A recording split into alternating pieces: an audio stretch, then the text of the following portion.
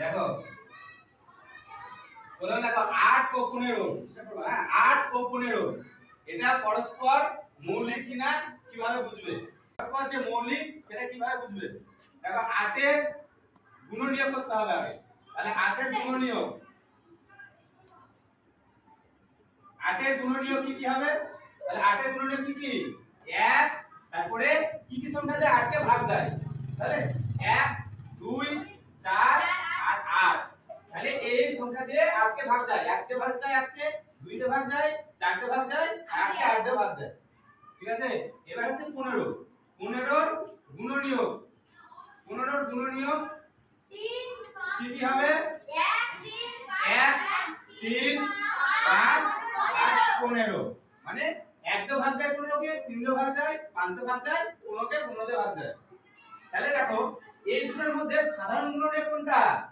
দুটোর মধ্যে যেটা মিল আছে এখানে 1 এখানে 1 মিল আছে। তাই এই দুটো হচ্ছে এখানে সাধারণ গুণনীয়ক। তাই লিখতে হবে 8 15 8 ও 15 পরস্পর 8 ও 15 পরস্পর লিখব না। 8 আর 15 যৌগিক সংখ্যা হলেও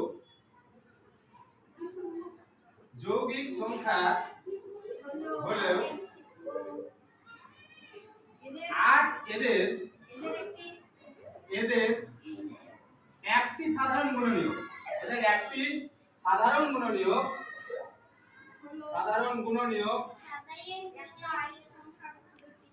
সাধারণ গুণনীয়ক কত? দুটোর মধ্যে সাধারণ গুণনীয়ক 1। তাই এই সংখ্যা দুটি পরস্পর মৌলিক সংখ্যা। ঠিক আছে? এই সংখ্যা দুটি পরস্পর মৌলিক সংখ্যা। বোঝা গেল? এখানে বুঝতে হবে দুটোর মধ্যে সাধারণ গুণনীয়ক কি? সাধারণ গুণনীয়ক কি আছে? 1। ঠিক আছে? তাই 1 হচ্ছে মৌলিক সংখ্যা। তাই এটা 1 যৌগিক না মৌলিক না? 1 মৌলিক সংখ্যা না। ঠিক আছে? 2 হচ্ছে মৌলিক সংখ্যা। 1 হচ্ছে যৌগিক না মৌলিক না।